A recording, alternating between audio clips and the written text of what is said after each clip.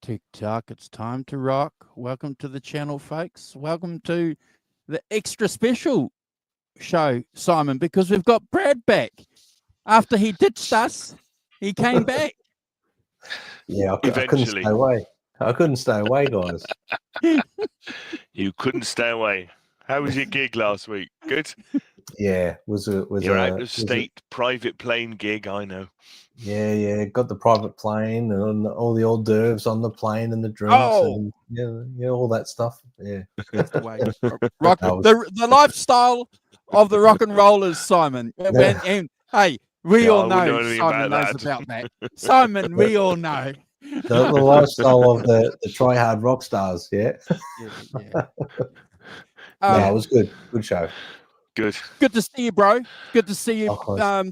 Thank you for coming back. So I need to do a shout out to John for falling in the hot seat last week, but also I've got to do a shout out to you for jumping on and doing a midweek show celebrating the 5th anniversary of Eddie Van Halen's passing, bro. So Simon, that was supposed to be a quick 30-minute show, but it turned out to be an hour. Yeah, as ever, with you two. Gossip mongers. We try to keep it on the up and up, Simon. We knew you weren't really involved in Van Halen, but we tried to keep it positive too. No, that's quite right. Yes. Everybody, I was there in the chat supporting you. We knew you'd be lurking somewhere in the chat though, so we knew that. That's quite right too. Yeah, Eddie, keeping a close eye on us. Peace. Yes, Eddie, rest in peace for sure. 5 years. John ZD351, brother. Thank you. Thank you, John. Thank you, John. Thank you so much for jumping on. It was a great show. And Andrew and Simon, while we're at it, I'd like to wish John Lennon a happy birthday. I think, a heavenly happy birthday. So, he would have been 82. 82. One of I think John Lennon's just about everyone's hero, musical hero. So when it comes to one of the greatest songwriters of all time. Yeah. Yes, indeed. Yes. And what a legacy. And I listened to quite a bit of Lennon on the plane when I was going up to Cairns and back as well. Just I knew it was coming up and I had to listen and I was like, man, his solo career stuff's just as good as the Beatles stuff, especially I don't know why I put Double Fantasy on and I just listened to the John Lennon tracks and I thought how wonderful these tracks were, I mean, the last album that he did. But anyway, yeah, very sad that he was taken away so tragically. Yeah, happy birthday. Yeah. Yes. Loss. And it's the before the time bit, isn't it? Really, is he 40 or something? So it's not. Not a great thing to be doing. No, that's right. No. That's right. Yeah. No, it's not. And I think this year what we might do on the channel, guys, I think he passed away. Well, we won't say the word because YouTube don't like it. But he passed in December, early December the 6th, if I remember rightly, Simon. Yeah. Yeah, so we might do a tribute show. We haven't done a tribute show to John Lennon, so it might be and actually that might fit in well with the anthology show that we're going to do. So we won't do a rankings of the anthology show, but we'll certainly do a show when they release that anthology, because we're going to also get together and talk about the repackaging of anthology, the TV series too. So we'll be doing all that before Christmas, Simon and Brad. So something to look forward to. Beatles stuff on the channel, Simon. Yes, we haven't done anything for a while, so we need to do some Beatles stuff. Yeah, I won't complain. As you can see on my wall up here, it's all Beatles. So I'm not going to complain. No. But we just want to remind folks while we're talking about planning ahead. So we like to share with you the plans that we've got for the channel. So no show this time next week, and unfortunately no show this time the week after. But we may be doing something midweek. So hit the notification button on your channels if you want to catch up with anything that we're going to be doing midweek. But the Rock Professor, Brad, and I will be back. The Rock Professor's given us an album to rank. Yep. And we're also planning to see the new Bruce Springsteen film at the end of October. And we want to show on that as well. We'll get together and talk about that, and we'll include our friend John ZD351 in that if he's available to talk about our thoughts and experiences. Because look, Simon and Brad, you guys all know, we love some of these musical films, and it'll be interesting to see what they get right, Brad. You and I, we're not hardcore Bruce Springsteen fans, but from what I've seen, it looks pretty good, bro.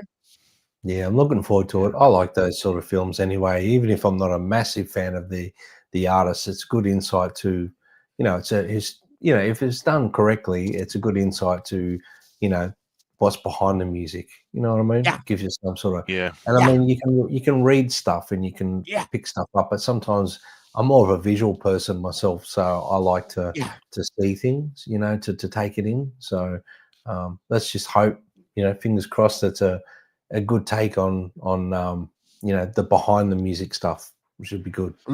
Look forward to it. I think it's as much about his existential crisis that he was going through then as it is the actual, in a sense, in a contrast to the Dylan film, which is about how he got famous, kind of thing, and they concatenated events together and stuff, which is all right. I do have one major criticism of it, but which is fine. But so I am looking forward to kind of digging into the sort of psychological background and Springsteen's mindset and that, because I think that's what the film was about as much as anything else. So that'll be interesting. Awesome. So, there we are.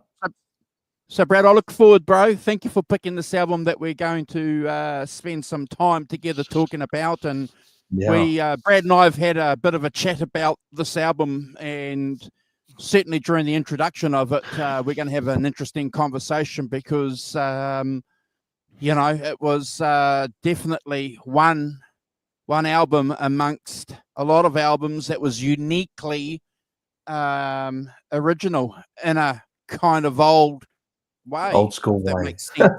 Yeah, but we'll talk about that more. Simon, you want to do a shout out? Go on, Brad. No, you go. I was going to go. I was going to do a shout out to the people in the chat, which is lovely. Go for it.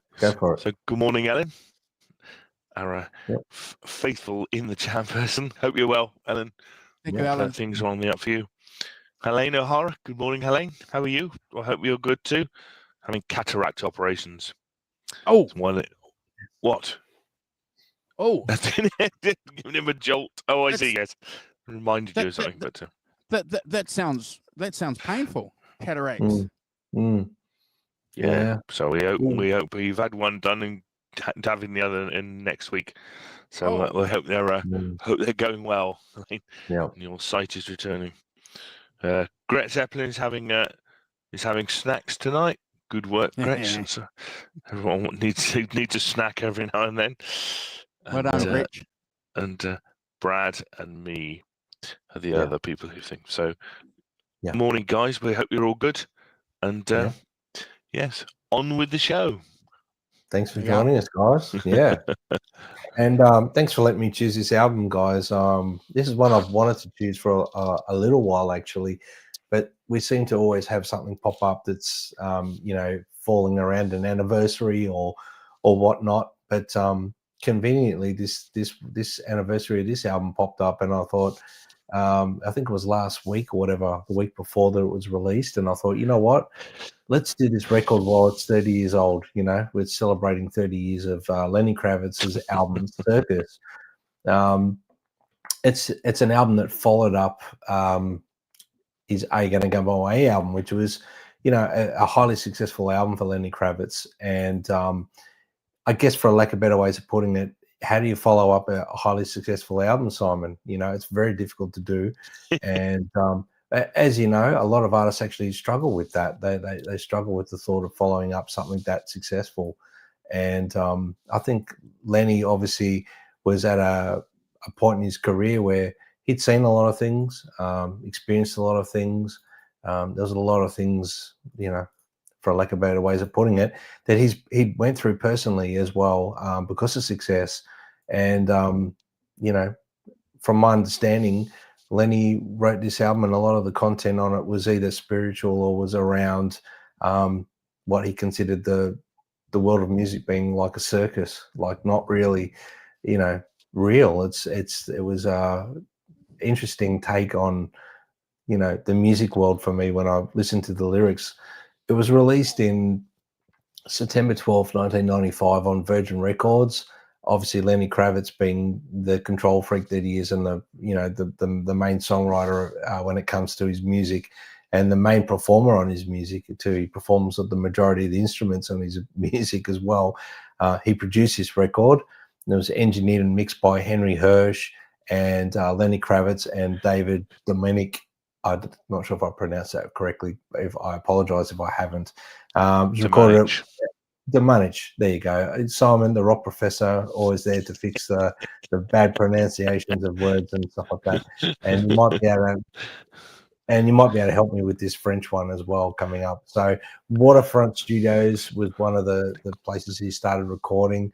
He also recorded in the Bahamas, and he recorded Chateau de Condé, I think it is. It's he rented a place in France to do some recording there as well. And that in itself, when you listen to a lot of the drum sounds and the actual sounds of the record, you can hear why he rented a house to do that, to get those sort of bigger sounds for a lot of the tones. A lot of it was recorded, or every song was recorded and mixed with analog warmth, and obviously vintage tapes to get that tone. If we're familiar with Lenny Kravitz, it was all about trying to record with all the old school stuff.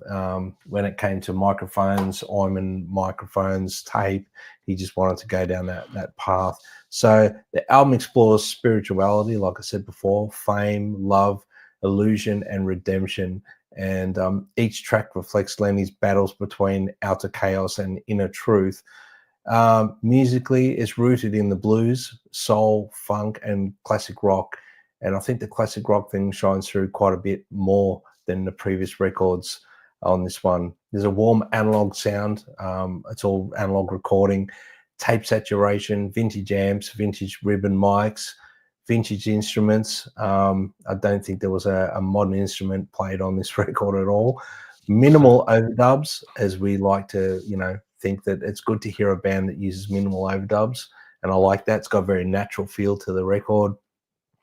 The guitar tones, there's plenty of fuzz, wah pedal, there's tremolo guitars, there's tape delays, there's all sorts of stuff going on there, which is all the stuff that I love. And on this channel we do tend to lean that way. The vocals, a lot of expressive vocals there. There's some layered stuff, but very organic sounding vocals. Lenny does have an amazing voice, so to record him, I reckon he would have done one or two takes and moved on. He wouldn't be one of these guys that would sit there for hours nuddling over a pronunciation of a word. He would have just kept going with the recording to capture the vibe. It's got a real mature feel to this. It's moody. It's a little darker sound-wise than the previous records in his catalog. It's reflective. It's spiritual, like I said. The record moves and shifts a little bit between heavy riffs and intimate sort of passages and acoustic sort of vibes. It's a real, I guess, lived in and human record, in my opinion. He's really captured a lot of what goes on in Lenny Kravitz's world at that particular time in 1995. I think the album Circus capture, Lenny Kravitz at a more vulnerable point. in his career, yet it's still very confident sounding as well. At this point in his career, I think he may have been getting a bit tired of the fame machine and still chasing that purity and sound of music and the spirit of what, you know, would drive him. It's warm. The analog brings a lot of honesty in the recordings. You can hear he's not trying to be perfect. He's just trying to capture the vibe. I think it has more of a timeless feel, this record, and every track, to summarize, you know, it feels like it's lived, breathed, and performed with purpose. There's no fluff for me. It's just the truth and all about the tone as well. So, guys, that's pretty much the introductory I've done for this record. But I wanted to ask you, gentlemen, you know, your introduction to this record. Andrew, I know we've spoken a little bit about it, but Simon, I believe this might be your first real you know, introduction to this record. So how did you find it? Or have you heard this record before, Simon? No, I hadn't heard it before. It's just it's a big week for us record buyers, you understand. So you've had to compete with Taylor Swift this week. So that's been I could say that's been quite hard. So I've been distracted. Yeah. By the Swiftmeister latest release. Yeah. So next time we'd have to do more subtle programming than that, because otherwise, you know, the contrast is immense. Yeah, true. But no, so this is the first time I've heard this record, so it's approaching it anew. I sort of had an idea about what it would sound like, and quite a lot of it sounds like what I thought it would sound like, to be honest. Well, that kind of funk, you know, Are You Going My Way kind of funk rock thing that he does. Yeah. And lots of the tracks on here have that kind of funk rock thing in them, you know. Yeah. But, you know, I was prepared.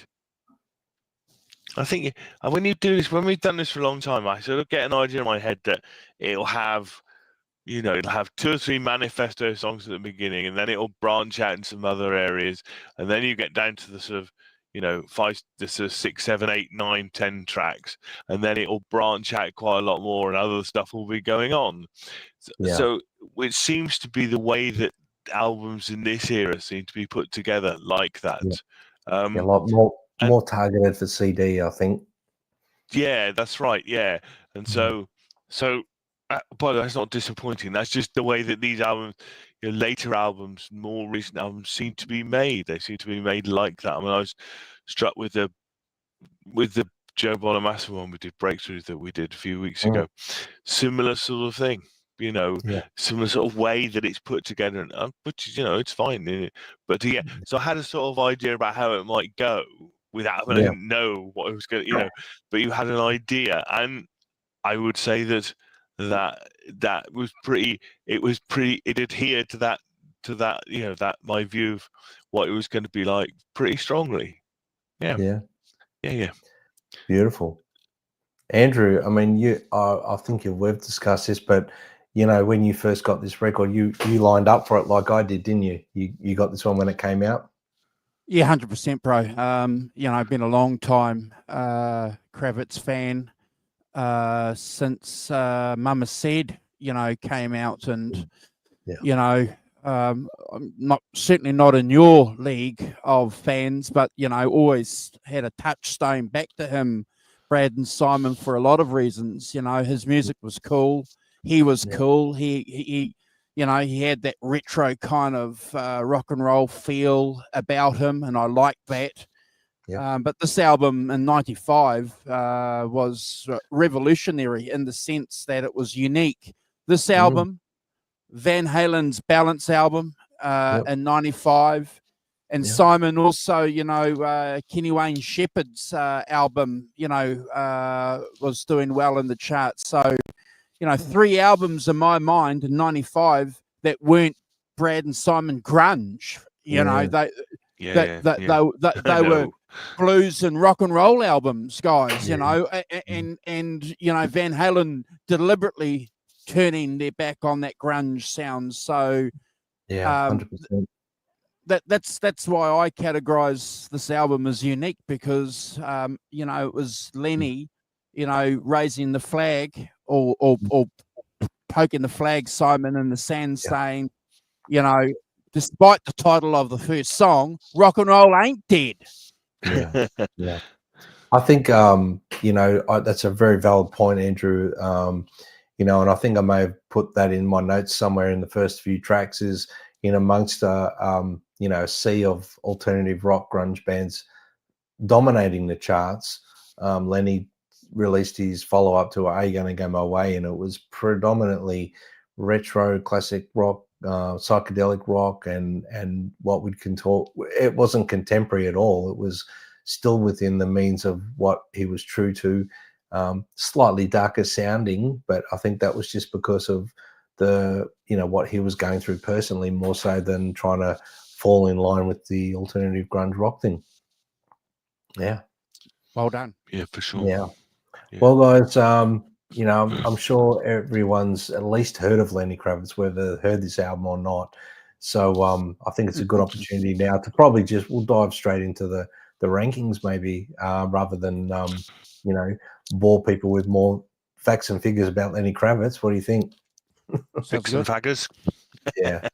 So, like Andrew said, the first track on the record is called "Rock and Roll Is Dead," and I'm going to highlight, you know, the performance people on the songs in my track rankings, because I think it's a very important part to realize and acknowledge the fact that predominantly it's basically just Lenny Kravitz and Craig Ross on each song. You know, with the exception of a few people here and there. So if people didn't realize this, Lenny Kravitz is a multi-instrumentalist, and on this track, he sings all the vocals, he plays guitars, bass, and drums, and he actually plays the guitar solo on this song as well. And Craig Ross is the other guitarist on this track. Lyrically, Rock and Roll Is Dead is a jab more at commercial side of the mid-90s rock, questioning whether true rock spirit still sort of exists amid the fame and the industry hype. Obviously, a lot of things he's gone through and experienced as well. So he was sort of saying rock and roll is dead. I guess a tongue-in-cheek, having a bit of you know, humor, you know, behind that. But in amongst all the lyrical content there, the musical highlights for me are the crunchy, fuzzy guitars that are, you know, and the thick riff that's going on there. It's full of swagger, a lot of energy. There's some tight, punchy drumming and some real big fat bass tones that follow. And the riff follows wonderfully well on the bass as well, with some fantastic bass fills in between some of the lines there to fill out those gaps. And guitar-wise, I mean, Craig Ross is a monster, we know that, but you know, the riff is melodic. It's got a bit of a glam feel to it too. The first time I listened to it, I actually sort of thought the riff sounded very Heartbreaker-ish from Led Zeppelin. But then I also have to say it's got a bit of a T-Rex vibe for me as well. I don't know if you guys picked that up. And Hendrix obviously is in there. The whole song feels like a live band to me, jamming, you know, in that sort of immediate and live sound to me. So the majority of the beds would have been recorded live, I'd say, with Craig Ross playing guitar and Lenny Kravitz playing drums to lay the bed down, and then they would have overdubbed the vocals and bass and other guitars. But, you know, for me, it's a wonderful track. A little bit of extra content here for humor's sake. After it was released, Prince and Lenny Kravitz had a pretty close relationship, and Prince responded with a playful song called Rock and Roll Is Alive, and it lives in Minneapolis, which is a friendly back and forth between these two guys, showing a bit of mutual respect, but it's slightly fun rivalry as well. So, yeah, Prince was obviously saying, no, rock and roll's not dead, it's still alive. But for me, this song, there's a lot of rock immediacy. It's It's got glam rock in it, and it's got a Zeppelin energy which you can't escape. I think this record does have that throughout. You know, the theme of the record does have a lot of Zeppelin energy in there as well. But for me, this song, I have to give it 100 out of 10 and never skip, guys. Simon. So, well, yes. I mean, it's what we describe on here a lot as being kind of, it's a statement song, isn't it? It's short, punchy, 3 minutes long. So it's a short, punchy opener, you know, with that compressed, overdriven, funky riff kind of thing that I kind of associate with Lenny Kravitz, and also with Prince. I mean, I've made a few connections with Prince, in this, but certainly in that sort of, and if you've ever seen Prince do some live stuff, it's right in that sort of in that ballpark. So it's got a bright production, as you said, that kind of recalls the kind of classic rock sound. Short, repeated, guitar motifs and minimal ornamentation. Sounds like three guys in the studio playing along. To be honest, it's and I think that with the sort of treated vocals to make them sound kind of more aggressive and kind of more snarly. Is that a word? It is now. Yep. But I think that and as you say, that kind of spiky, aggressive solo that Craig Ross does, that's what it is. It's a statement song. Economical, short, punchy. It's got the riff. I only gave it 8.5 out of 10. Maybe I'm being a bit churlish. But I told you I've been grumpy this week. See, it's like, it's got to have more in it if you're going to get 9. Hey, that's close to a timeout, Simon, in my eyes. Hey, getting close. You can't have 8.5 as a timeout. Come on, 5. Yeah, it's fair enough. No, I mean, I think that in slightly in my defence, that it does what it's supposed to, which is absolutely fine. I think for me to give it more than maybe 8.5 or a 9 would be kind of, it would need to have a bit more complexity and a bit more going on. But that's not what it's for, So it's I still thought 8.5 was a pretty good score, really. It's a good score. Yep. Yeah, Grumpsville.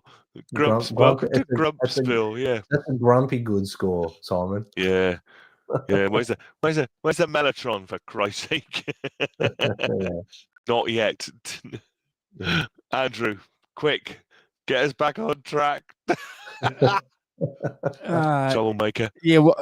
Well, the ladies in the chat are having a little bit of fun. They're giving leather pants worn by Lenny 10 out of 10s and stuff like that. So we've got something for you later on. So hang around. We've got all of that. Trust me.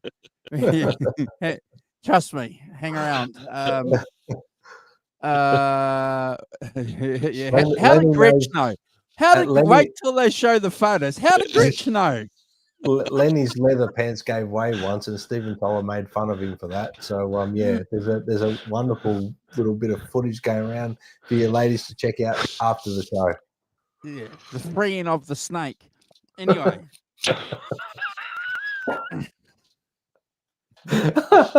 Steady now. All right, bring it back 20 on. minutes in. Yeah. Oh, look, Brad. You got to remember. I think this was the lead single off the album, wasn't it? It was the lead single. It was the first time that a lot of people heard this, and it had a lot of radio play here in New Zealand. Even the video was cool. It's really retro. Go and check it out. It's psychedelic, as Brad described in his intro. Everything that Lenny is. And if you know his first album, so most of us, if we were fans, were aware that he was a very determined musician, liked to work by himself, had that trait early on in his career. and he could back it up. He was always productive, working by himself in the studio, and it sort of progressed to a point where he's doing it clearly on this album, Brad and Simon. I don't have a problem with the musician playing all the instruments. Paul McCartney did it for a long time, didn't he, with the winged stuff? You know, Band on the Run predominantly is McCartney playing everything. Richie Kotzen's another musician that comes to my mind that plays the drums and the bass, all the guitars on his solo albums. So, you know, I don't have a problem with that. And when you hear this track, you can see how it works, you know, and I agree with what Brad said too in his intro. Go and check out some videos and some guitar magazine articles where Lenny's very proud of the fact that he's using, you know, vintage gear because it has something. He's tapping into that vibe, and the modern stuff never gave him that. So we got to take him at his word, Brad. And it transcends for me into the song because it's got everything that I love about, you know, classic rock and roll. And I don't think he'd be upset if I described it as, you know, a classic rock and roll sounding album. It's fantastic. Driving beat, it's brilliant, isn't it? You know, the guitars sound really good. It's an incredible song, Brad. I'm not going to say a lot because you've said it all in your intro, other than if the rock professor gives any more any score, no, we won't do any threats. No threats. We can't scare people on this show. It's free. Free. Bring it.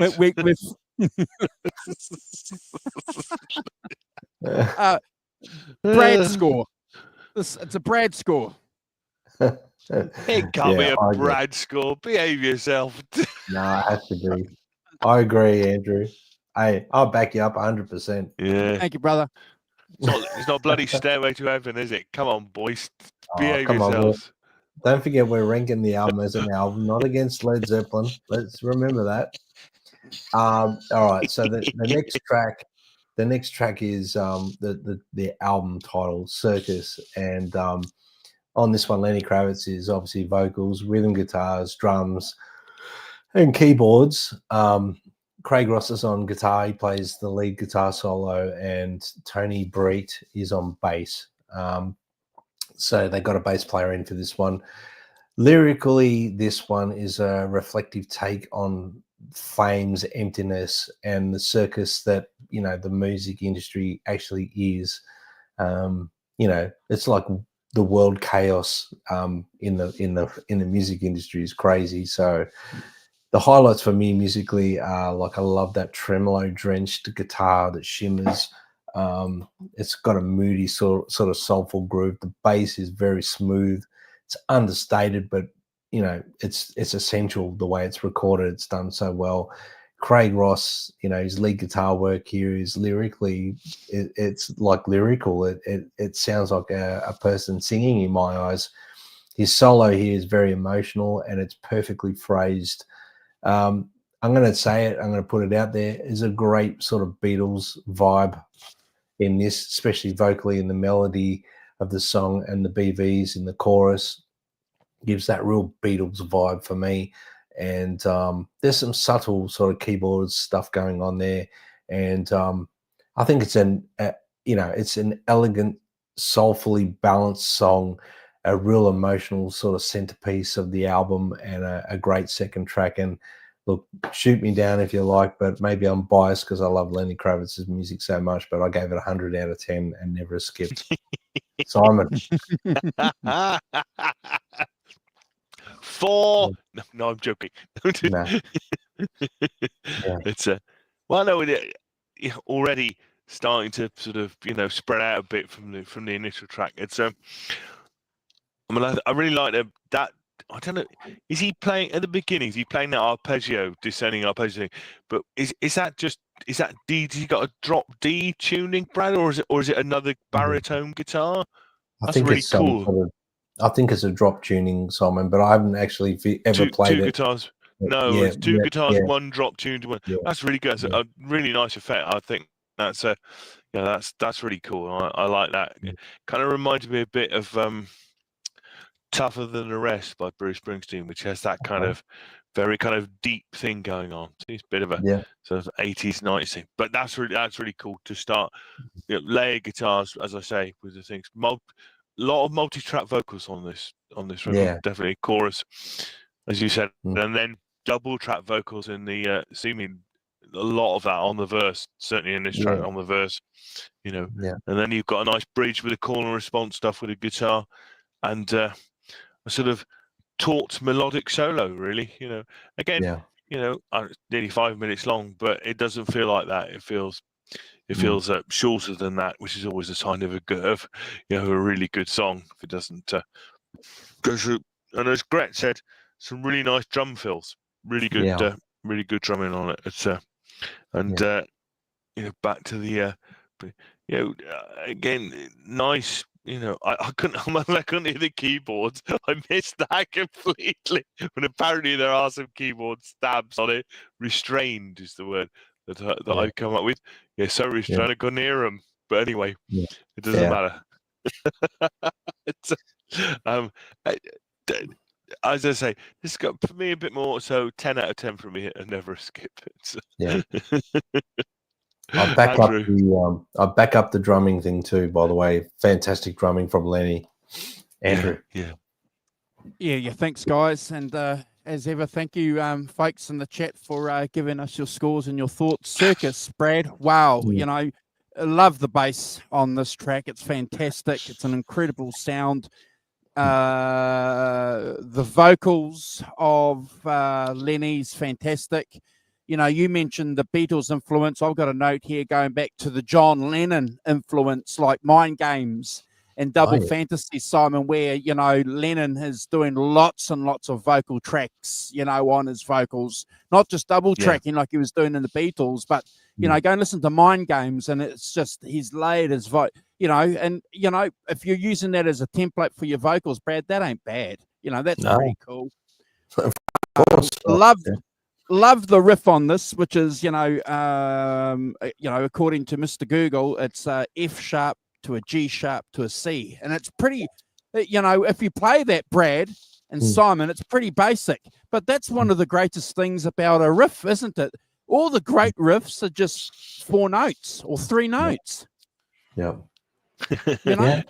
Except for Kashmir. Oh, well, yeah. Well, that's a song by itself. And this isn't Dream Theater we're talking about. This is not prog rock. This is Brad rock and roll. So look, I agree with you. I think it's an incredible song. Follows the groove very much from the first song. I love it. I remember back in '95. I'm hooked into. I'm sold. I'm into it. I've given this not a Brad score, bro. Please don't time me out, but I've only given it a 10 out of 10. Oh, horrible score. Horrible. Terrible. Look at that.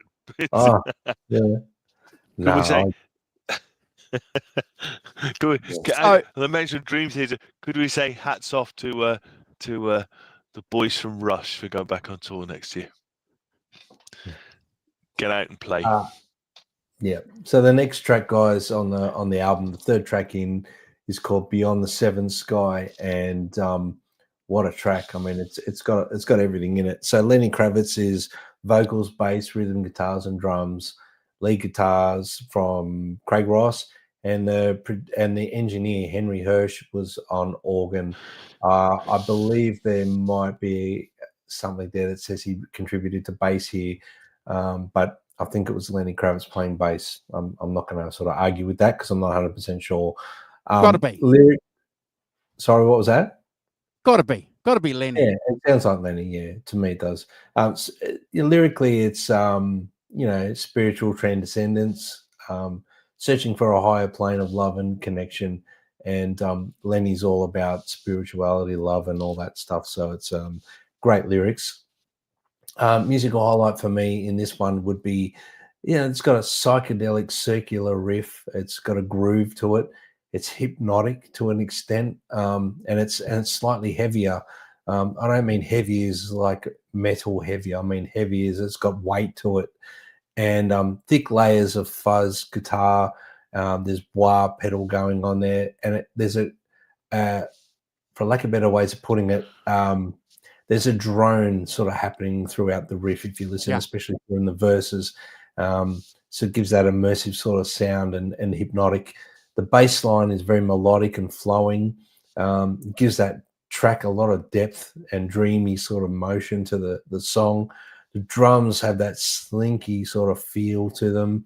They're restrained a little bit. They're held back to some fantastic like drum fills and drumming going on there. There's pulsing with the drums as well, and it perfectly complements the groove of the song. There's some textures of organ there and in the mix, which widens the sound. And Craig Ross's lead guitar solos and everything here are incredible, in my opinion. There's some beautiful harmony guitar parts in this as well, and the solo just soars through. It's an outstanding track, in my opinion. It's got a lot of dreamy trance-like feel to it. It bridges psychedelic rock and funk together in my eyes, and 10 out of 10 for me, guys. Never a skip. Simon? Yeah, it's a kind of the thing that reminded me most of really, certainly, is that it's got that really big reverb drum sound. It's like when the levee breaks, isn't it? Yeah. It's got that. It really going for that, which is, oh, by the way, it achieves it. It's fine. So that's really good. As you said, it's kind of, 60s, 70s flavor, sort of, rocker, really, with, great vocal melodies and things. And as you say, Craig Ross is, co-writing the guitar contributions, really, really up there, isn't it? I mean, Lenny gives him a chance to sign. You've got that, that sort of middle section around the 3 minutes where he just starts off with a little solo. Then you have a second guitar playing a harmony. Then you have a third guitar plays, and then you have the proper guitar solo. And kind of that sort of weaving it through, which is fantastic, really good. I wrote that I thought it's more about groove than dynamics, this song. It has a groove to it, and they slot into the groove and they go along. And nice second solo as well at about 4:30. And tremendous drum volley to finish, just to wake you up at the end. But interesting, spreading the... I think albums in this seemingly have... the dynamics are about within the different songs. So our different songs have different dynamics, but they don't have a lot of internal dynamics, if that makes sense. It's groove rather than dynamics. So for me, absolutely, this is what this does. And as you said, can I say, I'm going to quote this. Okay, this is a quote. Seventh Sky as a poetic hyperbole. Yes, come on. I'm putting that in. That's... I've no idea what it means, but it sounds hilarious. But great third track. 9 out of 10 from me. Never a skip. Andrew? Yeah, I think I might get myself into a little bit of trouble here, guys. Look, I love the song. Don't get me wrong, and I agree with you, Simon. This is Bonham-inspired drums on this track. And, anybody that can do that, in my mind, Brad, and get away with it is pretty good. There's no fakery going on here. It's clear who, and obviously clear who Lenny is basing his drum sound on. It's clear. And for a guy who's not a full-time drummer, he's doing a fantastic job. And clearly it goes back to the production too, because we know from watching a lot of videos over the years, haven't we? And the three of us doing this for a long, long time, that to get that really, really good sound, you've got to pay a lot of attention to how you mic your drums. And so clearly they're doing that. And we know that there's no post-production stuff, or bugger all of this is post-production from Lenny's point of view. So you're getting it all on tape, Brad. So again, I give the guy, full credit for that. I just think he's incredible. I've given this 8.5 out of 10, Brad. Just a little bit, I'm sorry, bro.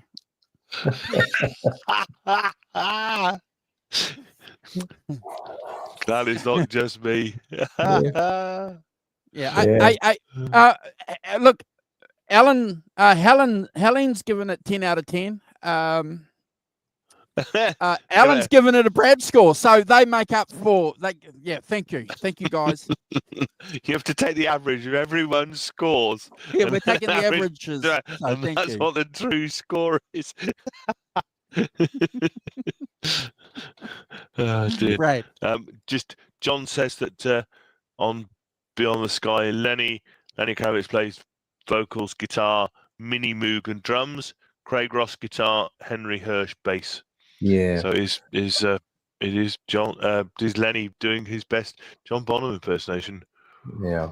No, definitely. I thought it might be Henry on bass, but I've read somewhere that contradicts that Lenny put the bass on that one too, so I'm not sure, but you know. Me too.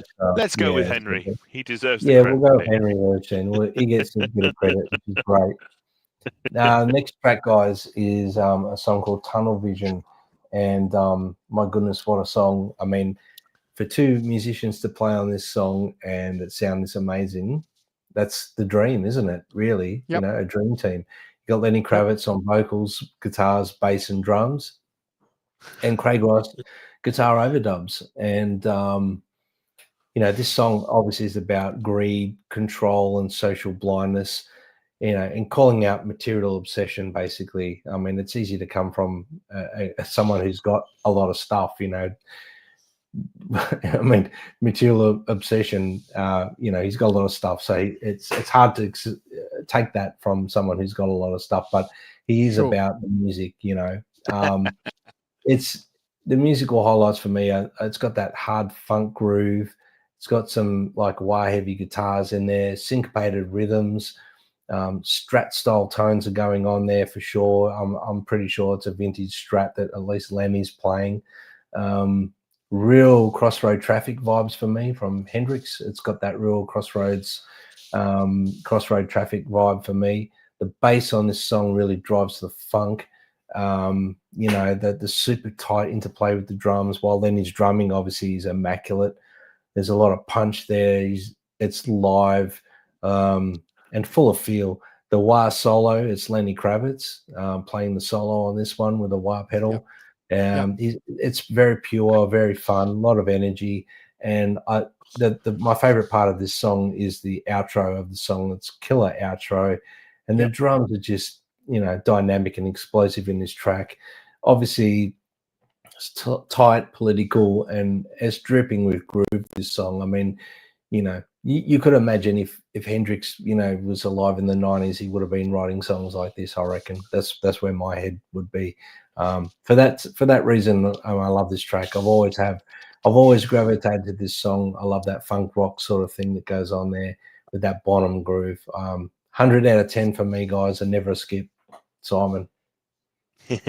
Yeah, definitely that Hendrix influence, isn't it? That sort of machine gun style guitar, which I always associate with Hendrix.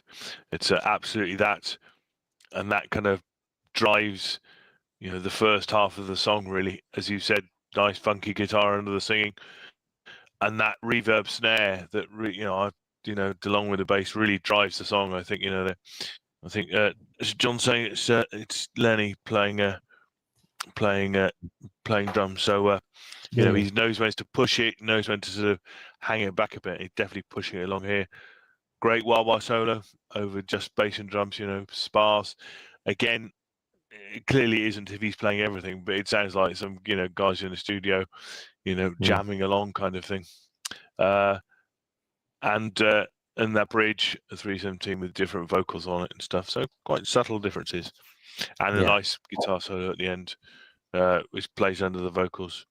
Yeah, as I say, again, that kind of quite singular feel to it. You know, he's got that kind of funky guitar thing, and that's what runs through the track and things, and build some stuff around it and things. So, but yeah, interesting, and clearly quite a contrast from the previous song as well. So you get that sort of inter-song dynamic rather than the dynamics internal to a song. So I get this 8.5 out of 10, but I wouldn't skip it. Ooh. I know. Look, he did it just now. It's not.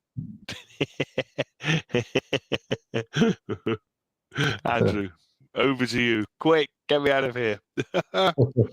Yeah, another track that I love because of that retro feel, and you know, Simon, you've hit the nail on the head. I've got a note here: Band of Gypsies vibe, and again, that's not a bad thing. You know, we've done a lot of albums on this channel that directly inspired by Jimi Hendrix, and will continue to be. In fact, you know, there's probably a lot of guitar players and musicians out there who don't even know that they're inspired by Jimi Hendrix. You know, because he's, you know, that huge. But you know, clearly Jimmy is being channeled through Lenny here on this track. I think it's incredible. I also have to point out too, you know, that again, you know, this guy is, besides, you know, having that old rock and roll feel, you know, he can channel funk. But we get that in all his albums, Brad. You know, going back to Mama Said, you know, he's got that funk vibe going on. And there was another band in '95 too that were dominating the charts that were funksters as well, and that was Red Hot Chili Peppers. So, and you know, who was Frusciante inspired by? You know, Jimi Hendrix. You know, so you know that connection there, that Strat feel, that Strat sound, you know, it continues to this day. With I've got a note here, guys, where Philip Sace is just recording and, you know, releasing some new stuff who's directly inspired by this. So, you know, thank you, Brad, for giving us you know, the full breakdown. I've given this to a 9.5 out of 10, only because I'm ranking it, bro, very seriously. But I dig where Lenny went on this album, and it's a pretty cool place, Brad. Oh yeah. So where are we at now? I'm just looking at the next song. Sorry guys, I've lost my notes. I can't get you off my mind. Yeah. So yeah, just can't get you off my mind. Okay. So yeah, again, this one is Lenny Kravitz. Pretty much everything on it: vocals, acoustics, electrics, bass, drums, organ, with Craig Ross obviously playing on this one as well on guitar. Yeah. Obviously, it's a heartfelt reflection on love and loss. Yeah, deeply personal song, I guess, from Lenny's point of view, and very sincere. Beautiful acoustic textures with layers of 12-string and warm electrics. There's that real sort of warmth there going on. The bass in this one anchors everything. It's very simple bass playing, but very emotional and effective. You know, there's that subtle sort of organ which adds a bit of depth. Craig Ross's guitar solo on this is stunning. It's pure classic rock phrasing. I mean, it's Jimmy Page-like for me in tone and touch, the way he's playing with the emotive feel behind it. Lenny's vocal here is very rich, tender. It's one of his best vocal performances, in my opinion. The bridge section in this song lifts the song perfectly, gives it a timeless melodic sort of flow. It's a heartfelt song, timeless, emotionally perfect, in my opinion. I gave it 10 out of 10, guys, and never a skip. Simon? Well done, bro. Yeah, that kind of electroacoustic, clearly a complete break with from what we've had before. Certainly the previous track. Clearer, plainer vocals as well. What? Runk. What's that? Rock tone plus funk goes runk. It's runk. Well done. You've just discovered. You've just discovered something, Gretch. Hashtag just runk. The runk. It's got the runk. Oh dear! Brilliant, Gretch. Well done. That's fantastic. Who said we're not game changers on this channel? Wow. Yeah, who says we can't make it up? That's a brilliant creative thing. Gretch, well done. Fantastic. We should remember that. Runk. Where was I? Yes, clearer, plainer vocals. The other vocals seem to have had kind of effects on them of some description, but making them hard and kind of thing, but much clearer, plainer vocals. I like the sort of 12-string influence with drums like John Bonham, which seems quite interesting as a sort of, you know, as a thing. But also that the melody, the electroacoustic melody, reminded me of "Fearless" by Pink Floyd, which is on Medal. It's the one where they get the cop to sing "You'll Never Walk Alone" at the end. In that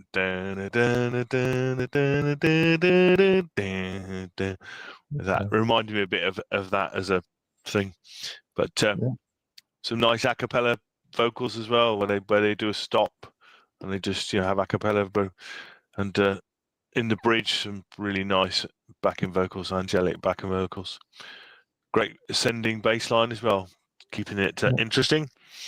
As you said, Brad, really nice soaring melodic solo, classic rock solo there.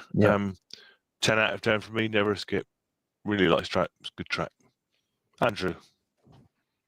Yeah, I look, I do too, Simon. And there's just a little comment that I want to make. As much as we have acknowledged, Lenny for being a groundbreaking musician, and we've ranked, I think, is this the second album that we've done? But I know that you and I have done a couple of midweek shows on Lenny Kravitz where we've sort of had general conversations about him and his music.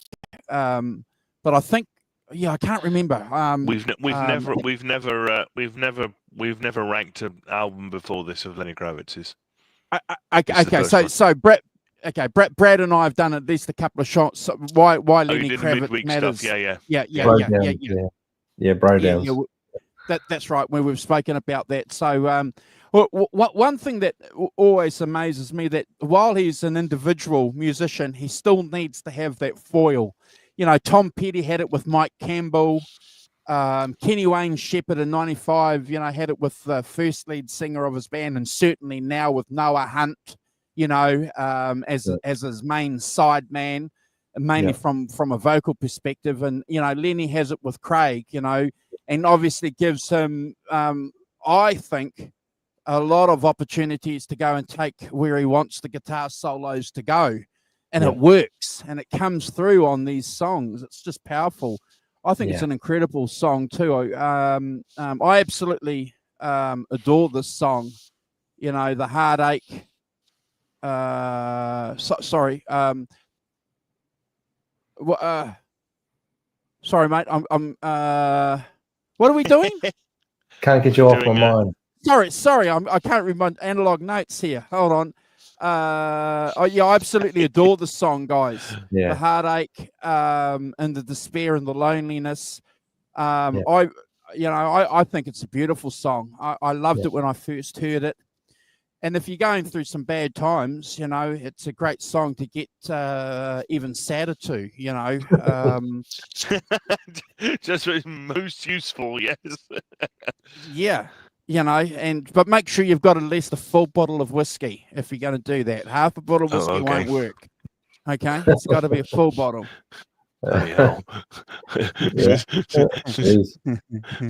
I'm speaking from experience, folks. In my case, it would still be full at the end of the song as it was at the beginning. Look, I've given this song a Brad score. I just absolutely adore it, Brad. I think it's incredible. Yeah, awesome. Beautiful song. I think it's one of those songs that Lenny should be remembered by, It's one of those sort of songs. So we might do, what are we up to? Track number 6, aren't we? So maybe photos. Maybe we'll do photos after this track, mate. Photos after this track? Right. Yes. What do you think, Andrew? You happy with that? Yeah. Yeah. Is that you gonging us off, Andrew? After this track sounds fantastic. After this track, I think it's a good idea. Okay, so we're on to Magdalene. Yes, so Magdalene. Good old Magdalene. Lenny Kravitz. He's playing drums, bass, and the guitars, vocal. I think Craig Ross plays acoustics on this one. Maybe he plays the electric as well on this one. But I know for damn sure that it's Lenny Kravitz playing the guitar solo on this track because I've seen him play it live as well. So it's a it's an amazing track. I think this song is very underrated as well as another Lenny classic. You know, it should be considered a Lenny Kravitz classic. Yep. Draws on biblical imagery, this one, misunderstood woman and a symbol of redemption and love. It's got a slower sort of blues rock groove with a soulful gospel sort of undertone. The bass playing in this is the highlight for me. It's warm, it's melodic. I'm hearing John Paul Jones influence there in the playing and the tone. The drums got a funk push, bit of bottom feel there, bit of bottom swing, but it's still Lenny Kravitz. It's very Lenny Kravitz. The guitars, they blend the acoustics obviously with the cleaner fuzz. I call it cleaner fuzz and sustain of the rich electric guitar tone. Lenny's solo is phenomenal. I find it very deeply emotional, and it does sound something like, you know, they've just slotted Jimmy Page in there to play a guitar solo for the song. It's got that vibe for me. I really, really think it's a deep, soulful track with a slight haunting feel to it. I've always gravitated to this song on this record for some reason. I love it. I gave it 10 out of 10, guys, and never a skip. Simon? Yeah, again, it's a contrast with the previous song. Right? To me, it's got a country start. A kind of guitar at the beginning is a very country vibe to it for sure, which is surprising. I don't associate Lenny Kravitz with a country vibe much, but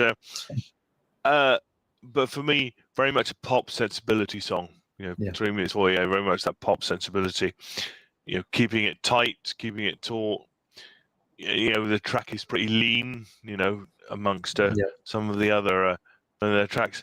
Nice solo, nice jangly rhythm guitar parts, cool start-stop bridge that they go into, and a really nice soaring melodic solo at the end. Really, so for me, very much a kind of pop vibe. I gave it 8.5 out of 10, but never a skip. Cool. Mr. Walton, he's had a heart attack.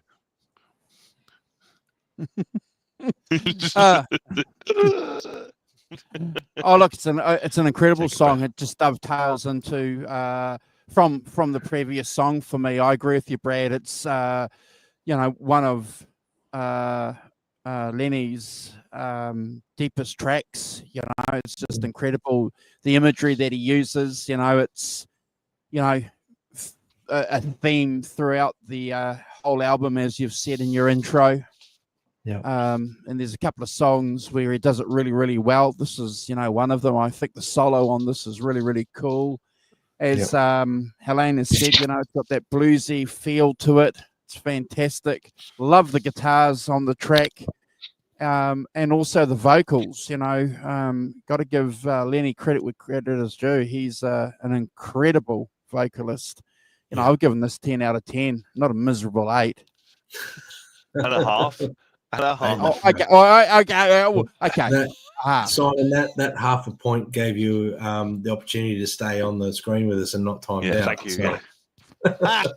So. Send me off to purgatory. See if I care. That's right. Yeah. So I think that was track 7. So we might as well show a few photos. That was 6. That was 6. Easy, Tiger. 6 was it? Yeah. 6, 7. I'm lost track. I'm all over the place. Yeah. Track 6. Good thing somebody. I may only give it 8.5, but I know where I am in the program. Well, that's why you're here. That's why you're here, Simon. We need you to keep us on track. Keep to the agenda. Keep the rock professor keeping us in line. Someone like me in real life. So I hope you don't get into trouble with YouTube, because some of these photos might be deemed X-rated. So I just skim through them. Don't show them for too long. For your health. Yeah. Oh yeah. That's the recording studio, not. I'd say that's the one, the house they rented in France. That would have been the chateau. You can skim party through room. You can skim through them quickly, Andrew, if you like. It save us getting red flagged, if that helps.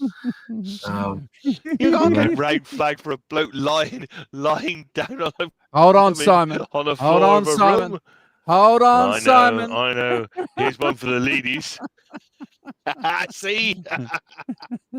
Yeah. Yeah. It looks like he's got a bit of gaff tape across his nipple, so we should be all right there. Yeah. Look at that. The advent of the tattoo. Yeah. Yep. What's that? Somebody's heart beats. Oh, goodness. 120 BPM. That's for the ladies. Hold on. Yeah. The ladies. Yeah.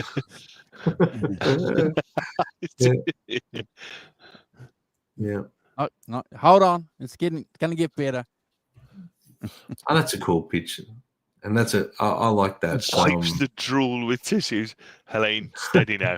Easy, tiger. Great album cover. I reckon it's a great album cover. Pretty cool. That's the promo. He's the man himself. Yep. Craig Ross, the man. Yep. I mean, I can't say enough good things about Craig Ross, guys. I think he's one of those players that, I rate him very highly. He's been a big influence to me. My songs, even on my EP, I tried to sort of keep it in line with what I think something like Craig Ross would play on a track. Keep it melodic, keep it cool. Yeah. But yeah, Lenny was obviously going for a real vibe here. Yeah, going for a real vibe. Yeah. Oh, look out! Now we're in trouble. Very artsy vibe. Like the photography here is more art form than it is Is that promotional. right, Brad? Yes. That's one way of putting it. 100%. He's gone for a real art vibe, But he's very into himself, and in a good way. There's nothing wrong with being into yourself, is there? Really? I mean, let's be honest. Yeah, we're into ourselves. Yeah. We're into it, bro. Yeah. I mean, look, that's how it is. If you're not taking a second look before you go out in the mirror, you're not doing yourself justice. That's right. That's right. You give yourself another second look before you leave the door. Yep. Next track 7. We are up to track 7 now, Simon, I believe. Yes. We are. God is love. Yes. God is love. So obviously, this is a slight, lean away from the sounds we've heard so far. There's mellotron here. Henry Hirsch plays a mellotron. I know Craig Ross plays electrics and acoustics, and I think Lenny's drums, vocals, and a guitar as well. But I'm just looking for my notes. Here we go. It's a pure affirmation of faith in this song. It's a simple message, with a deep heart in spirituality. There's that beautiful acoustic guitar. There's that mellotron going on there. Dreamy vocal layers drenched in space and effects. It's, I guess, for lack of better ways, it's like a spiritual meditation in sound, and it's peaceful, it's grounded, it's beautifully understated and lyrically beautiful. So I've given it an 8 out of 10, guys, and never a skip. Simon. 8? Yes. Oh, blowing ass. Well, I'm going to time myself out. Is that what you're saying? No, I'm just retaliating in an idiotic manner. Don't forget, I ranked the album as per song after song from the album. Right? Yeah.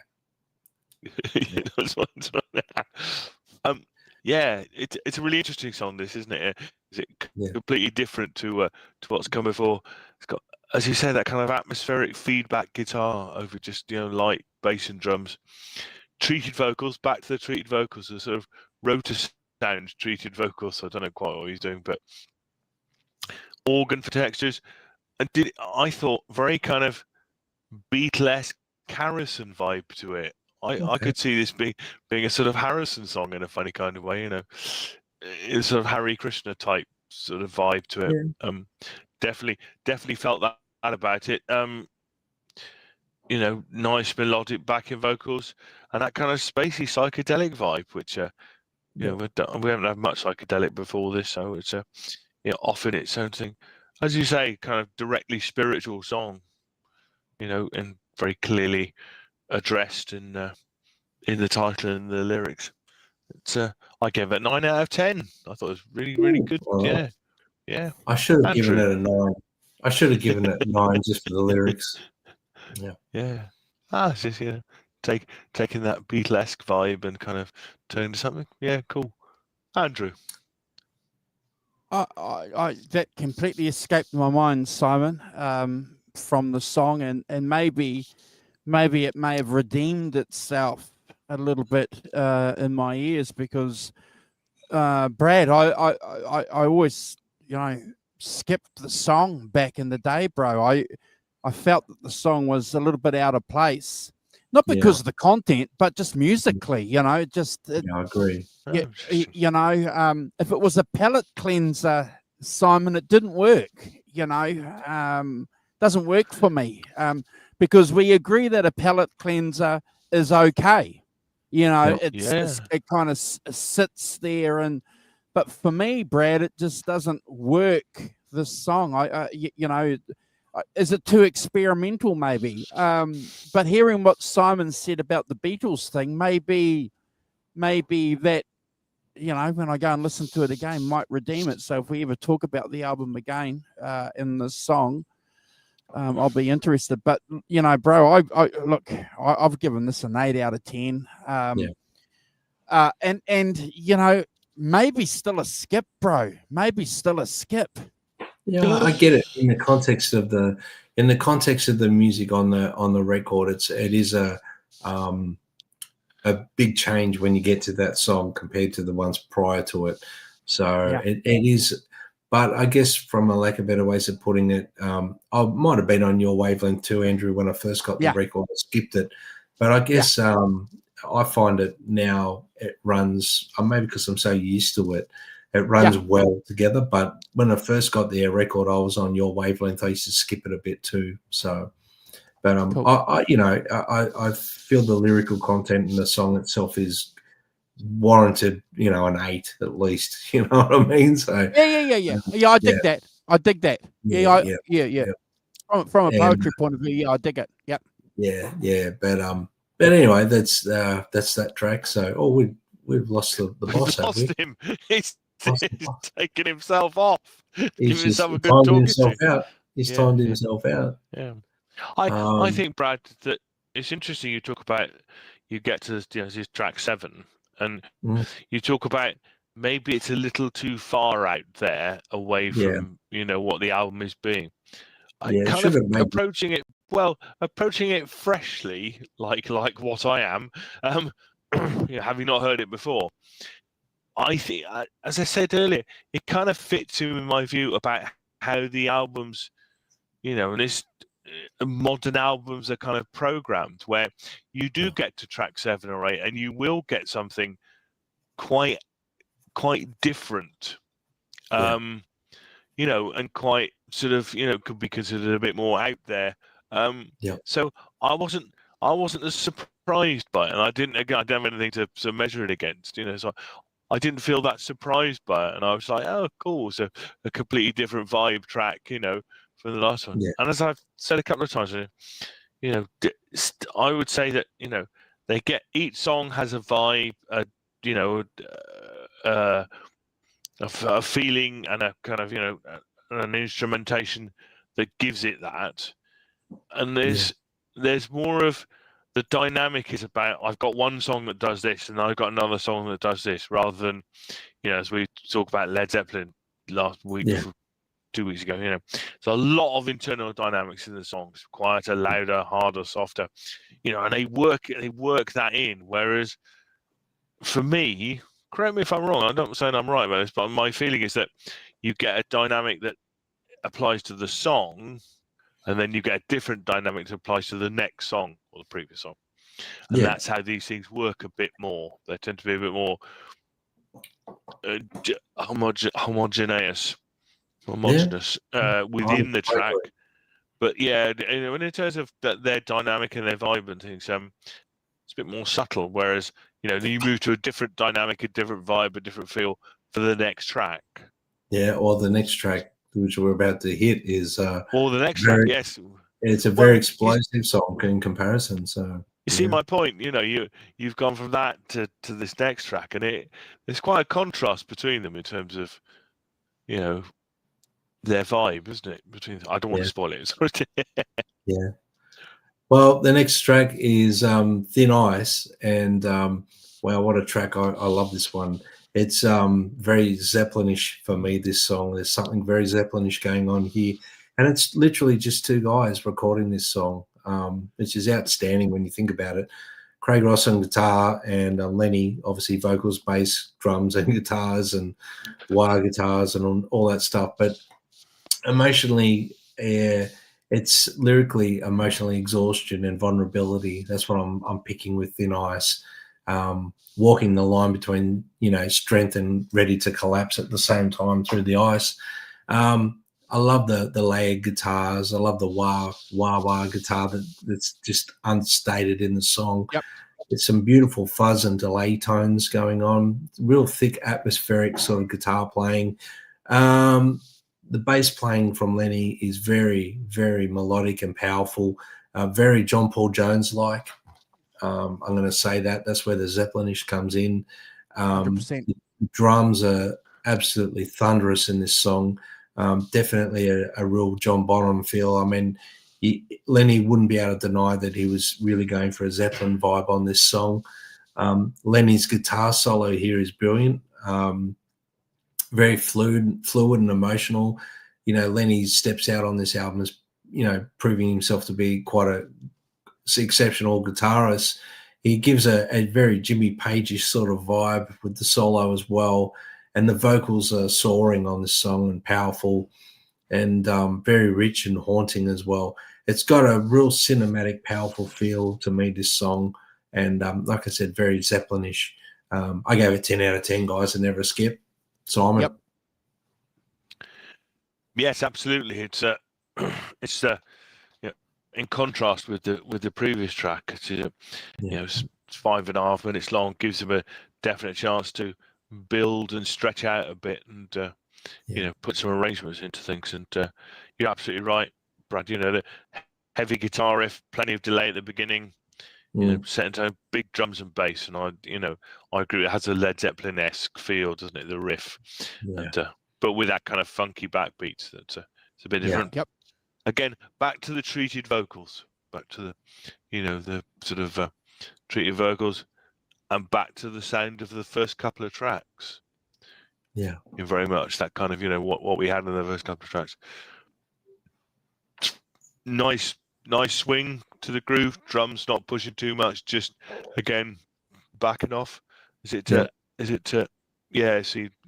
Lenny, he's very fantastic. If you could do that, if you can lay in, be in the pocket on one track and kind of just push it along a bit in the next track, you can't be a bad drummer, can you? No. Nice Great drummer. Yeah.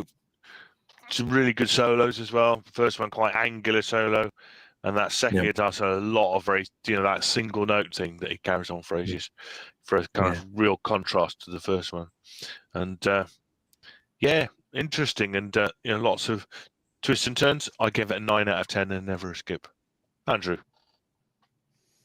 Cheers, guys. One of the burdens of going third, as you guys are well and truly aware, a lot of the points that you think are uniquely original out the door because you guys have been forthright in saying it all. But I'll repeat myself, if that's okay. I've got, Brad, a Blues Breakers, funk, Led Zepp feel to the guitars, that Beno album sound resonates with me on this track. the bass guitar especially. And you know, often we say that you should go and listen to some songs with headphones. This is definitely one track on this album that you need to treat yourself to listen to on headphones. In fact, it's a must. Just go and check it out. It's incredible. But I agree with you guys, you know, that classic component, you know, that makes up a lot of this song, that rock and roll vibe is just clear here, you know. And you know, how many guys are on this track? John's put in just 2 guys. Yeah, the usual 2 suspects. Yeah.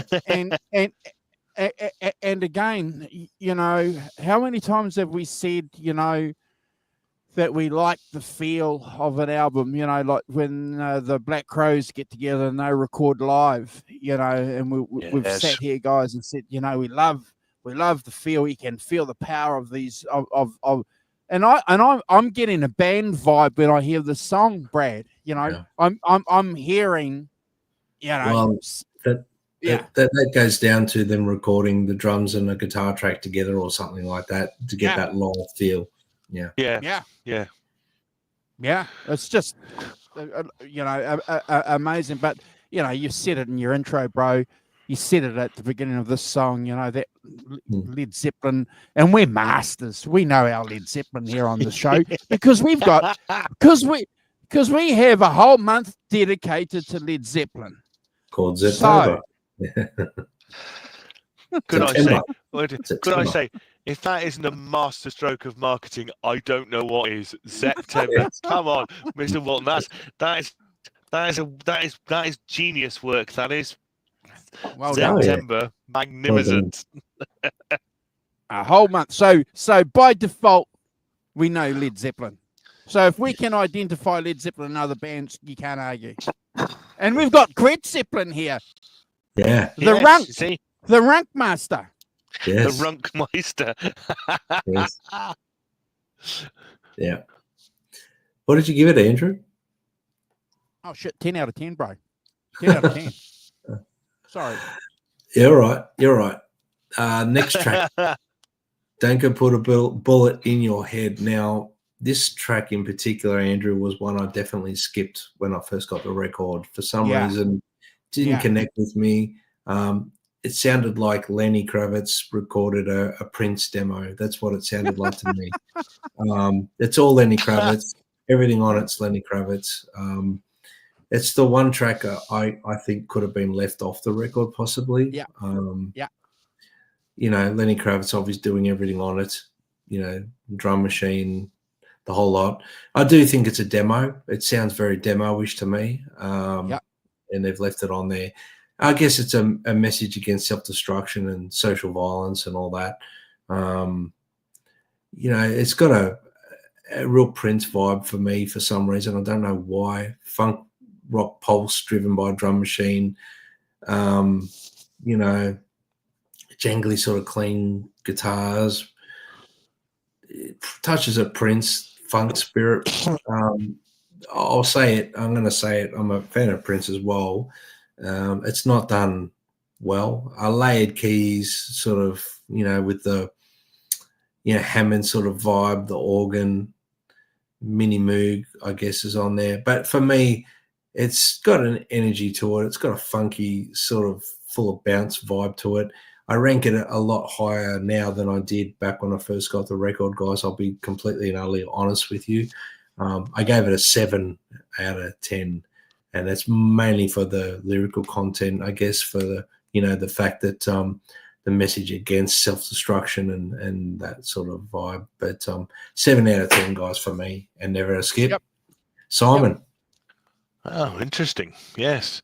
Well, as somebody who's come to this completely without, you know, not the history, but I really like the I mean, clearly it's sign of the times, isn't it? Kiss is clearly inspired by that, just him on his own, with some just deep voice, but that clean drum machine, clean funky rhythm guitar. Yeah, I thought it was pretty cool, actually. I think it's such a contrast to most of the other tracks on here.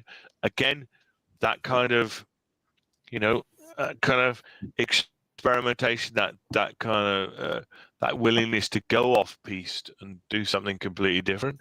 You know, not the only person to do Prince stuff. You know, I mean, George Michael with Faith is definitely a Kiss rip-off. You know, but as I say, just to clear it all back, so you just have really pretty much a bit of bass, but rhythm, clean, funky rhythm guitar and drum machine. I'd say coming at it completely clear in the last week. I thought it was pretty cool. I like the multi-track vocals, the a cappella vocal parts done really well. Bit of a, but so I gave it a 9 out of 10. I'm not a skipper. I'll go time myself out. Yes, I know. Well, but it's really interesting when you go and buy it when it comes out and you live with it for 30 years. And then if you're me, you come along, you listen to it for 30 minutes. Completely different. I have a completely different. I bring nothing with it, and when I hear that, I go, "Oh, cool Prince vibe. That'll do." Prince is Sign of the Times is a masterpiece, but so yeah, for me, 9 out of 10, never a skip. I never thought I'd be in that territory. Andrew. Yeah, I agree with you, Brad. I was never intrigued by this song at all. I get where he was going with it, and I think he failed with it. I agree also too that I think something happened in his life, personal life, and he's put this together, and it's gone on the album. After everything else has been kind of done, and you normally put a song like that bang in the middle, don't you, Simon? If it's that kind of song. If there's anything that I like about the song, hearing it again, over the years, it's a song of hope, and anything that talks about hope, has to be celebrated. No, it's not a bad idea, and I always have that memory of Paul McCartney saying, not long after he left the Beatles, and he said that he's proud of the fact that the Beatles wrote positive songs about love and hope, and he's proud of that. So that thought's always in my mind when I hear an artist, and clearly the song, if you check out the lyrics, as Brad said, it's based on hope. So that's worth a few points, bro. I'll put another point on, 8 out of 10. Yeah, cool. I mean, for me, I'll put it out there, and after the show, go have a listen to some of the extra tracks, like Another Life or Confused, and I would rather hear that on there. But anyway, we'll move forward. It's I'm not dissing the song; it is what it is, and I gave it a 7. So I'm probably ranking like for a timeout there on that one. So if only it had been the next track, Brad, then we could have gone with my penultimate song is the worst theory. Boom! But we can't. No, that's right. You missed out again. If only. Yeah, you missed out again. So the next track, In My Life Today, again, it's just the two guys, Lenny and Craig Ross on this one. You'll find when you listen to these two guys, they have something wonderful. They have this chemistry between them, Lenny and Craig Ross. Obviously, Lenny Kravitz, being the drummer and bass player and guitar, and Craig Ross on electrics and whatnot, playing as well. So there's some chemistry there. I still reckon they recorded with Lenny on the drums and Craig Ross on guitar, and then they put the layers on top. That's how I reckon they must do it. Because there's footage of Lenny and Craig Ross doing songs, and you see Lenny on the drums. So the songs are obviously worked out when they go in the studio. They know it's sort of roughly what they're doing. And this song here is probably... Well, I know for a fact that Lenny sort of put this one as one of his favorite recordings from this album, this particular song. He said it's a near perfect song and in feel and in sound. And I have to agree. I think it's a great song about personal reflection and finding peace, healing, and purpose amid a lot of chaos. And it fits perfectly in amongst sort of like the world we live in today as well. Relevant. The acoustic guitars are front and center on this one, very warm and rich. That tremolo guitar adds that, floating shimmer. I love that sound. It's something that I'm going to steal that idea and utilize that after listening to this record. I'm so, enthusiastic to get recording again and inspired me so much. But that electric tremolo sort of guitar and that floating shimmer thing is something that I'm thinking I'm going to, cop from this song. The vocals are very intimate and honest, and the harmonies are beautiful. And, I think it's a heartfelt song, perfectly arranged, and go and give it a listen. If you haven't really given this one, a high ranking, I think you need to reassess it. It's 100 out of 10 and never a skip, guys. Simon. Yeah, it's interesting. You get towards the back end of this album and it starts to loosen up, and the tracks get longer, and there's more stuff going on in them, and some of them get quite reflective, quite meditative as well, sort of, but in a way that the first 4 or 5 are not. And you get that kind of sort of branching out and going in all directions. I agree. That kind of electroacoustic and solo guitar at the beginning sets the tone for the track. Some nice bass and drum work, nice multi-track vocals in the chorus. That's really good. I agree with you. Tremolo guitar is really nice, isn't it? It just really fits in here. Again, gives it a completely different vibe to previously, because he's not really used that before.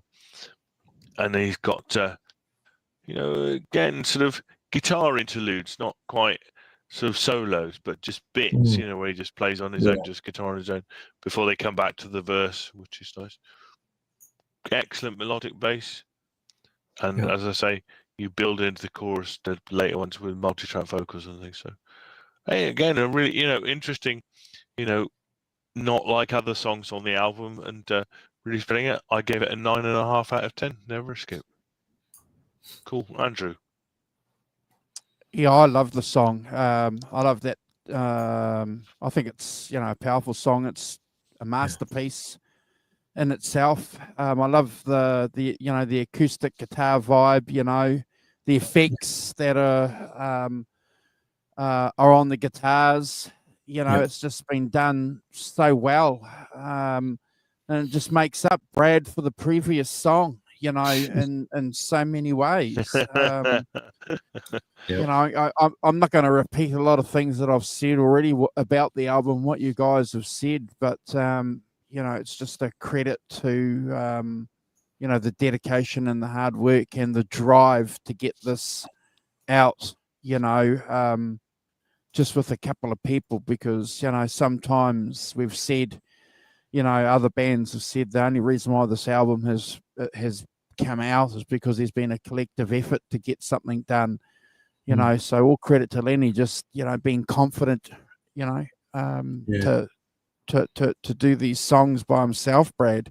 The guy's just about a musical genius, isn't he? Oh yeah, 100%. So I agree with you. I think it's a 10 out of 10 as well. And it just, as the rock professor said, if they'd swapped this around with the other song, the rock professor may have been on to something. But as they did, he's not. Yes, absolutely. Dipped out again. Theory.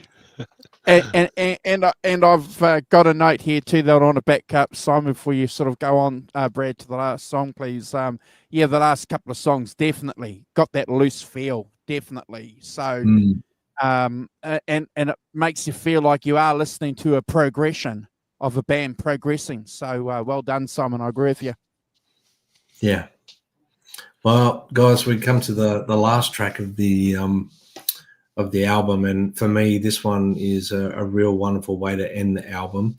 Lenny, Craig Ross, Henry Hirsch is on this one, and Lenny obviously playing all the bass and drums and the guitars and vocals. Craig Ross, he's playing mandolin on this one, lead guitar. there's not real much lead guitar work on this. It's when I say lead guitar, it's textures, layers, and Henry Hirsch obviously playing all the mellotron stuff and all the other electric piano stuff there. It's like a spiritual rebirth coming, through struggle towards light and faith. Huge guitar tones. I mean, the way the song starts off with that acoustic, it's beautiful, and it shimmers through. And then once the song sort of takes off, it has real open tuning guitar vibe for me. There's a lot of stuff going on here. The organ and mellotron add that sort of gospel ambience to the song. The drums are just, the drums are just outstanding on this track, I've got to say. Especially the little breakdown in the middle where there's all these drum fills. And, I think Lenny Kravitz has been studying his John Bonham stuff by this point in his career. He's really focused on that big drum sound and those drum fills, and the push in the song with the feel. The bass sits deep in that groove and gluing the whole soundscape together. This is a perfect example of Craig Ross and Lenny Kravitz's rhythm interplay. It's masterful. And sonically, for me, this song is like Kashmir meets a spiritual awakening. I'm going to throw that out there. I'm not going to say any more on it because I want to hear what you guys have got to say. I think it's an epic song. It gave me goosebumps the first time I ever heard it, and it still gives me, goosebumps now listening to it. It's spiritually triumphant, and the whole song for me is 100 out of 10, guys, and it's probably one of my favorite tracks on the record now. Never used to be, but it really, truly is. And, I'll hand it over to you, Simon. 100 out of 10. Yeah, interesting. I picked up very much on that drums being very John Bonham, Kashmir sort of thing, and that gradual build-up. It's again, leaving these songs to the end where they do a lot of different things, and moved away very much from that sort of tight punk sound that they had in the early part of the album. As you said, nice acoustic, and then you've got the mellotron comes in with it, with the strings, doesn't it? Very much a vintage instrument by the 90s, the mellotron. But I love that kind of string wobble the unique tone that it has. That, as you say, drags it back into that sort of Zeppelin era, because John Paul Jones clearly used that a lot. Nice wah-wah guitar under the vocals, and that gradual kind of building up, denser sound, just filling in the sound. So that the kind of the build. What was that? Off? If you're off, Helene, we'll say see you later. Sorry, Simon, for interrupting. No worries, Helene. Yeah, take care. Thank you so much for joining. Good to see you, and hope the next cataract operation goes as well as the first one. Well done. We'll see you soon. Take care. Bye-bye. Sorry, Simon. No worries. No, it's fine. So sort of that kind of quite sort of subtle build up, and just by putting more instruments into the mix and into the sound of things. I really like. I give it a 9 out of 10. This song, and never. I really liked it. I thought it was really good. Yeah, Andrew. Yeah, look, I agree with you, Brad. The acoustic vibe thing, it's just incredible. I love it, and it's something that I don't think we were listening to in 1995. And Helene's made the comment. You've made the comment. It's about the big guy. The number one guy. Yep. And and you said it at the beginning of the show. Lenny's never hidden away from that part of his life, right from the word go. He's made a few mistakes. Who hasn't? But I think it works.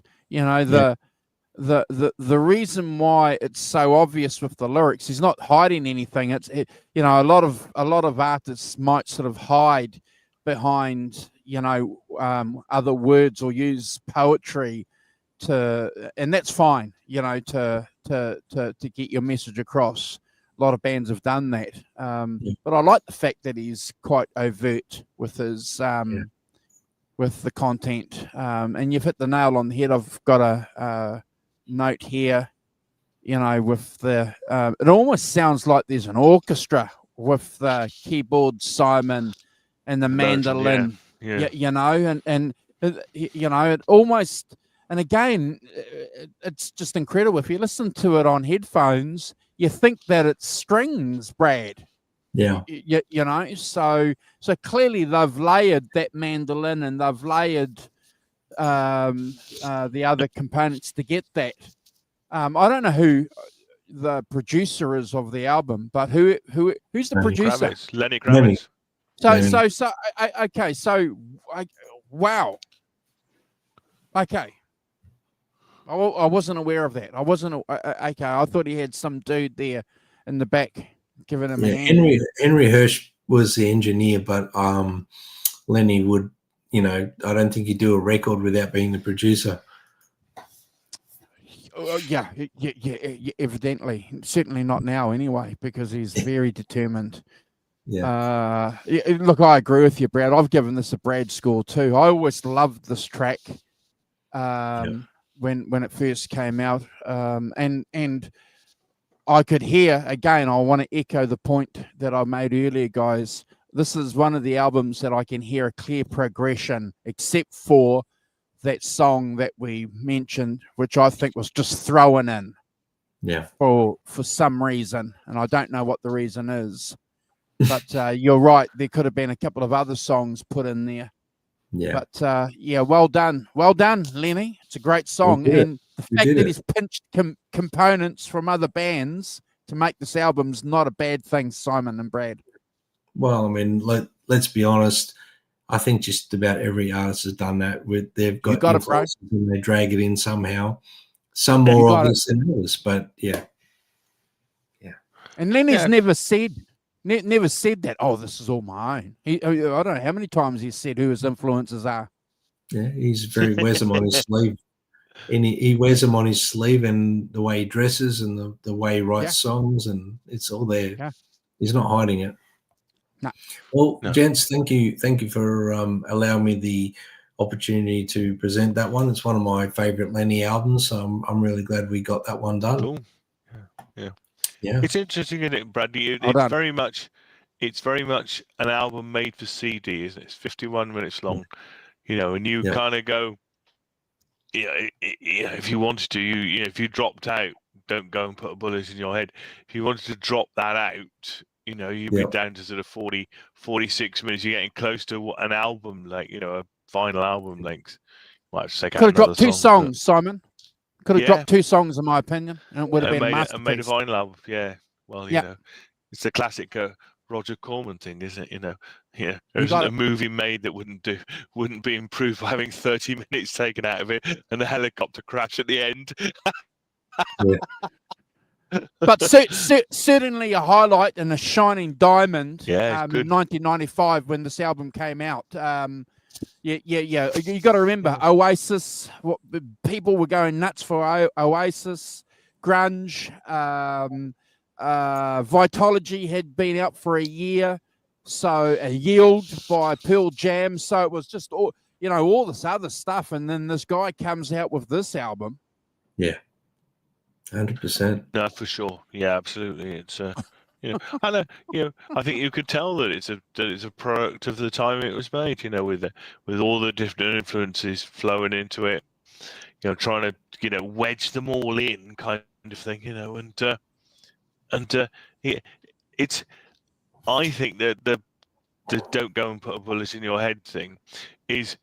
I think that possibly an external producer would have gone, not that one, Lenny. Yeah. Do you know what I mean? Actually, self-production is fine, but a producer might make a bit of a more of a hard-headed decision about it than Lenny would have done. Yeah, 100%. I've got the space, I've got the time and the opportunity, so I'm going to put it on. Yeah, Simon, you're right. I think what I encourage everyone to do is go on Spotify and have a listen to Another Life. I reckon that should have been on the record, and maybe Confused. That's another one that should have gone on there as well. Cool. Yeah, cool. You want to do a shout out, Simon? Because I've got a dog barking. Barking dog. So, Ellen, we've had Ellen. Thank you, Ellen. And Helene, thank you guys for joining. Great scores as well. John Zeddy through home. Thanks, John. All the information about the individual tracks. Fantastic. John. Thank you. We've had Gret Zeppelin. The snacks have overcome him and he's gone to sleep. John, Helene, Ellen, Gret.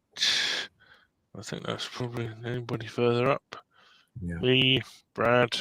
Thanks for joining us, everyone. I think that's everyone. Yep. Thank you very much, everyone, for joining us. It's fantastic. And we'll see you in 3 weeks. Is that correct, Mr. Walton? Yeah. No Sunday shows, but we'll be doing some midweek shows. So hit the notification button, subscribe, and if you want to support the channel in other ways, you can join the channel. We've got 3 levels of membership there. If you want to subscribe there and help us financially to pay to operate the channel, we'll accept any level that you might want to do that. So you can see that underneath here somewhere. There's the join. So hit that join button. We're out of here. We got to go. We got a dog to run.